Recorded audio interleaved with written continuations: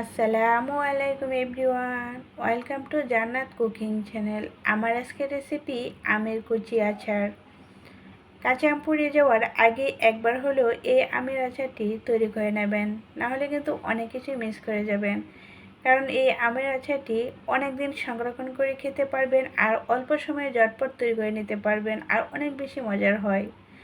আচার তৈরি করে নেওয়ার জন্য আমি 5-6টি মাঝারি সাইজের এরকম আম নিয়েছি, একবারে কুচকুচে কাঁচা। এখন আমি আমগুলো খোসা ছাড়িয়ে খুব ভালো করে ধুয়ে নিয়েছি। এখন একটা বটির সাহায্যে এরকম আমগুলো লম্বালম্বি করে চিকন চিকন করে কেটে নিচ্ছি।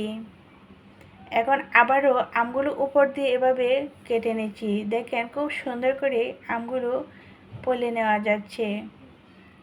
এটা কিন্তু আমার টেকনিক, আপনারা অন্য টেকনিক ফলো করতে পারেন। নাইফ দিয়ে অন্যভাবে অথবা বটি দিয়ে অন্যভাবে তৈরি করে নিতে পারেন। এখন আমগুলো খুব ভালো করে ধুয়ে নিয়েছি, মানে এই আমের কুচিগুলো খুব ভালো করে ধুয়ে পানিটা ঝরিয়ে নিতে হবে, একেবারে শুকনো করে নিতে হবে অথবা পরিষ্কার কাপড় দিয়ে মুছে নিতে হবে। এখন আমি দিয়ে দিচ্ছি এখানে 1 কাপ চিনি, 2 টেবিল চামচ হোয়াইট ভিনেগার। আমের সাথে চিনিটা খুব ভালো করে মিশিয়ে নিয়েছি।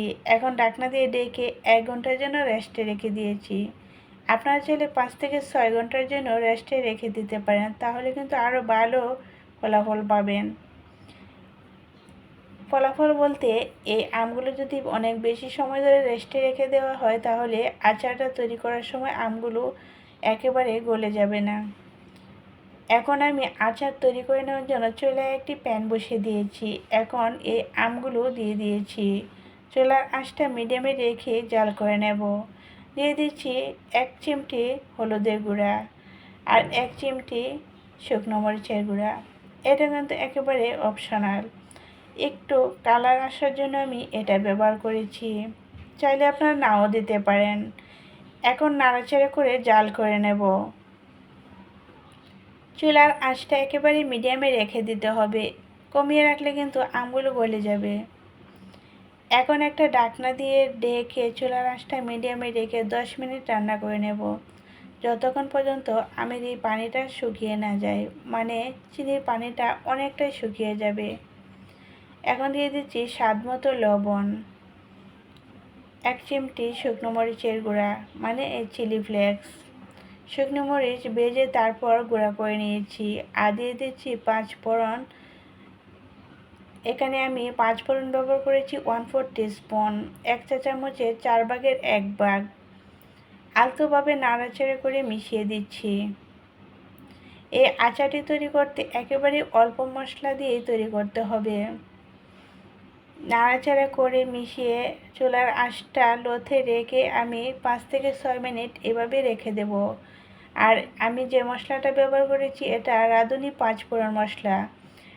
এই রাঁধুনি 5 ফোড়ন মশলাটা আমি অল্প আঁচে কিছুক্ষণ টেলে নিয়েছি, তারপর পাউডার করে এই মশলাটা আমি এই আচার মধ্যে ব্যবহার করে নিয়েছি।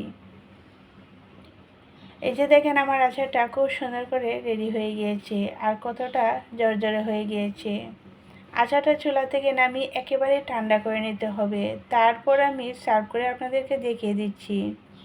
দেখেন এমনিতেই কতটা জর্জরে।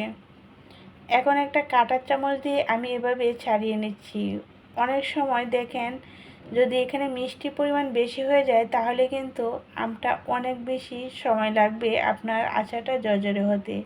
আর মিষ্টি ব্যালেন্সটা যদি ঠিক থাকে, তাহলে কিন্তু আমটা খুব সুন্দর করে জর্জরে হয়ে যাবে। আমার আজকের সহজ রেসিপিটা যদি আপনাদের কাছে একটু হলেও ভালো লেগে থাকে, তাহলে একটা লাইক দিতে ভুলবেন না। আর আপনি যদি আমার চ্যানেলে নতুন হয়ে থাকেন, তাহলে প্লিজ সাবস্ক্রাইব করে আমার চ্যানেলের পাশেই থাকবেন আর বেল বাটনটি অন করে রাখবেন পরবর্তী ভিডিও নোটিফিকেশান পাওয়ার জন্য। আর দেখেন আচারগুলো কত লোভনীয় হয়েছে, মাশাআল্লাহ।